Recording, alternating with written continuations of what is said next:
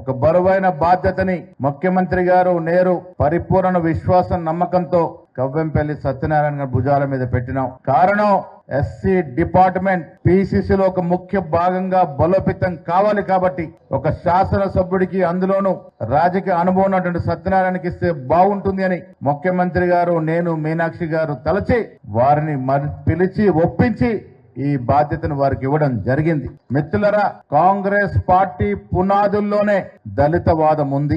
దళిత వాదంతోనే Congress party ఆవిర్భావమైందన్నమాట ఈ సందర్భంగా నేను గట్టిగా చెప్పదలుచుకున్నాను. కారణం ఎస్సీ ఎస్టీ బీసీ మైనార్టీలకి పుట్టుక నుండి అండగా ఉంటున్నటువంటి పార్టీ ఏది ఉందంటే ఇది ఈ దేశంలో కాంగ్రెస్ పార్టీ. ఇలా ఒక దళిత నాయకుడు దేశ అధ్యక్షుడిగా మనందరికి అధ్యక్షుడిగా ఉన్నటువంటి పార్టీ దేశంలో ఏదైనా ఉంది అంటే ఇది కాంగ్రెస్ పార్టీ. మల్లికార్జున ఖర్గే గారు మనందరికీ నాయకత్వం వహిస్తున్న సందర్భం మనం మర్చిపోకూడదు. కాంగ్రెస్ పార్టీలో ఎలా సముచిత స్థానాలు దొరుకుతాయో ఒకసారి మీకు ఉదాహరణకు చెప్తాను.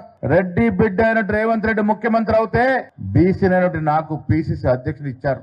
దళితులైన బట్టి గారికి డిప్యూటీ ముఖ్యమంత్రి ఇచ్చారు. మరో దళితుడికి స్పీకర్ పదవే కాకుండా 17% ఉన్నటువంటి ఎస్సీలకి 4 మంత్రి పదవులు ఇచ్చి సత్కరించినటువంటి సత్తా కాంగ్రెస్ పార్టీదనే మాట ఈ సందర్భంగా నేను మనవి చేస్తా ఉన్నాను. జిల్లా కాంగ్రెస్ కమిటీ అధ్యక్షుడు నియామకం చేస్తే మిత్రులారా 36లో 29 ఎస్సీ ఎస్టీ బీసీ మైనారిటీకి ఇచ్చిన ఘనత కాంగ్రెస్ పార్టీది.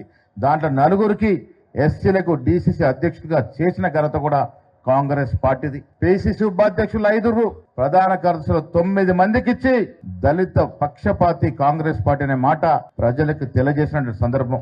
కాంగ్రెస్ పార్టీలోని సాధ్యం ఇంత పెద్ద పదవి వచ్చినా భవిష్యత్తులో అది కాంగ్రెస్ పార్టీలో సాధ్యం కానీ ఏ ఇతర పార్టీలో సాధ్యం కాదు మిత్రమా. ఇలా సోనియా గాంధీ గారు, రాహుల్ గాంధీ గారు, ఖర్గే గారు కన్న కలల్ని సాకారం చేస్తూ ఈ రాష్ట్ర ముఖ్యమంత్రి రేవంత్ రెడ్డి గారు 90 ఏళ్ల తర్వాత స్వాతంత్ర భారతదేశంలో ఎవ్వరు చేయని విధంగా కుల సర్వే చేసి ఏ జనాభా ఎంత ఉందో అఫీషియల్ డాక్యుమెంట్ ఇచ్చిన ఘనత కాంగ్రెస్ పార్టీది. మన హక్కులు మనకు సర్వంగా వస్తున్నటువంటి సందర్భంలో ఇలా కవ్వెంపల్లి సత్యనారాయణ గారిని మనం అధ్యక్షుడిగా చేసుకున్నాం.